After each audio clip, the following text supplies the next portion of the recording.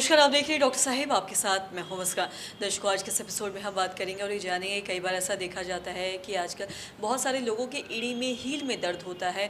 कई बार लोगों के तलवे पर है जो सूजन हो जाता है, फोड़े हो जाते हैं। आज हम इसी पे तमाम जानकारी लेंगे कि अगर ऐसा दर्द होता है, पेन होता है या फिर किसी भी तरीके का कोई फोड़ा या फिर सूजन टाइप का अगर लग रहा है तलवे पे, तो इसका क्या कारण डायबिटीज़ हो सकता है या नहीं। आज इसी पे तमाम जानकारी लेंगे और इसी पे खास बातचीत करने के लिए आज हमारे साथ मौजूद है बिहार के जाने माने diabetologist doctor Khalid Hussain. Sir नमस्कार, बहुत बहुत स्वागत है आपका। Thank you so much. Sir, हम कई बार ऐसा देखते हैं कि बहुत सारे लोगों के हील में, तलवे पे, पैर के नीचे, फुट में सूजन हो जाता है, घाव हो जाता है, चलने में दिक्कत आती है। तो क्या ये सब कारण एक डायबिटीज़ भी हो सकता है इन सब का? जी, इसका तो मेजर कॉज डायबिटीज़ ही है, क्योंकि पैर में जब घाव हो जाता है तो वो जो है बढ़ता जाता है, हीलिंग डिलेड हो जाती है क्योंकि शुगर का कंट्रोल नहीं है। और हीलिंग ज़्यादा डिलेड होगी तो वो अल्सर बन जाता, और वो अल्सर जो है न्यूरोपैथिक अल्सर, सीवियर पेन होगा।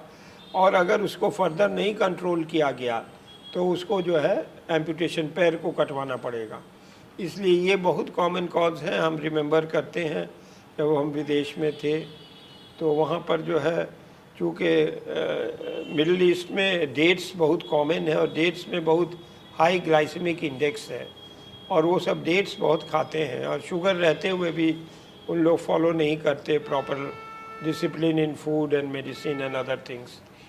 तो डेट्स खाते हैं और घाव होता है तो समझते हैं कि चलो थोड़ा सा दाना ठीक हो जाता है। एक पेशेंट का इतना स्प्रेड कर गया कि पूरे पाँव में घाव हो गया और पस आने लगा। हम ड्रेसिंग करते गए, आईवी एंटीबायोटिक्स देते गए और भी नेसेसरी ट्रीटमेंट करते गए, और हमको सर्जन से भी कंसल्ट किया कि भाई तो अगर ये नहीं कंट्रोल होगा तो एम्पुटेशन में जाएगा, तो क्योंकि गैंग्रीन हो जाएगा पूरे बदन में तो फिर तो बचेगा नहीं। बहरहाल चूँकि प्रॉम्प्ट ट्रीटमेंट हुआ, ये हुआ तो उसका घाव सूख गया और उसके बाद से वो डिस्चार्ज हो गया हॉस्पिटल से। इसलिए मेरे कहने का मतलब है कि स्मॉल बॉयल, फुंसी या फोड़ा या घाव पैर में या कहीं भी, उसको निगलेक्ट नहीं करना चाहिए। आपको पहले अपना ब्लड शुगर टेस्ट करना चाहिए, वेदर आप डायबिटिक हैं या नहीं हैं।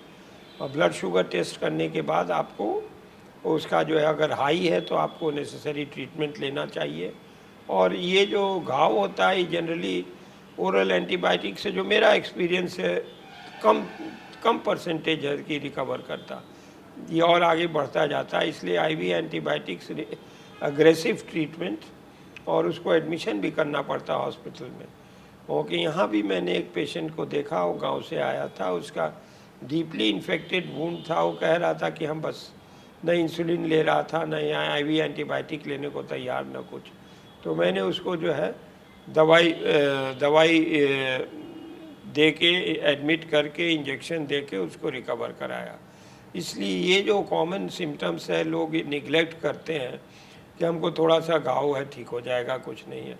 ऐसी बात नहीं है, आपको सीरियसली लेना चाहिए, डॉक्टर से कंसल्ट करें और नेसेसरी ट्रीटमेंट से ठीक हो जाएगा। नदर अदरवाइज़ आपको डर है कि you will lose your limb.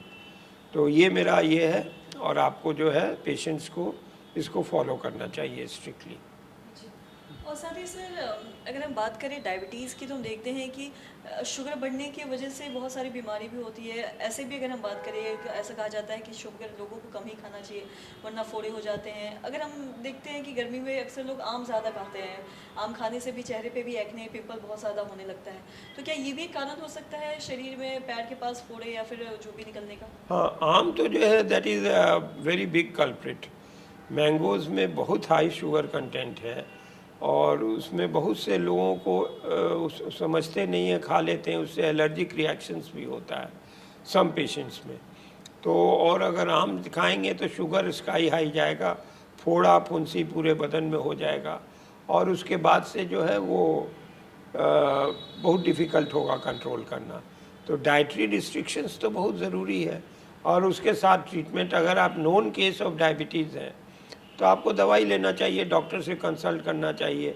आजकल तो अगर ओबीस, बहुत ओबीस आदमी भी है तो उसके लिए टैबलेट्स भी आ गई है, जो कि उसका वेट भी रिड्यूस करेगी, डायबिटीज़ भी कंट्रोल करेंगी। उसका इंजेक्शन भी है और टैबलेट भी है जो न्यूली इंट्रोड्यूस्ड हुई है। तो हम लोग फैटी पेशेंट्स में वही दवाई देते हैं, चूँकि वो बिट एक्सपेंसिव है इसलिए हर आदमी नहीं अफोर्ड कर सकता, मगर ideally it should be given and the patient will recover. मगर एक ही बीमारी डायबिटीज़ में ऐसा है कि पेशेंट का कोऑपरेशन बहुत ज़रूरी है। अगर पेशेंट नहीं कोऑपरेट करेगा तो दवाई और इंजेक्शन और इससे नहीं कंट्रोल होना होगा। पहले एक्सरसाइज आप करो, डाइट कंट्रोल करो and then medication and lead a active life.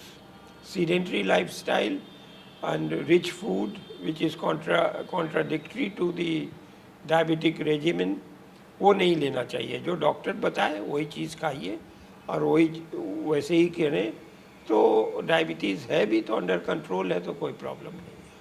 Sir बहुत बहुत शुक्रिया तमाम जानकारी देने के लिए। तो आशा करते हैं दर्शकों की जो तमाम जानकारी है आपके लिए लाभदायक रही। तो आज के इस वीडियो में इतना ही। अगर आपने अब तक हमारे चैनल को सब्सक्राइब नहीं किया तो तुरंत कर ले, साथ ही हमारे फेसबुक पेज को लाइक करिए। वीडियो देखने के लिए आपका धन्यवाद।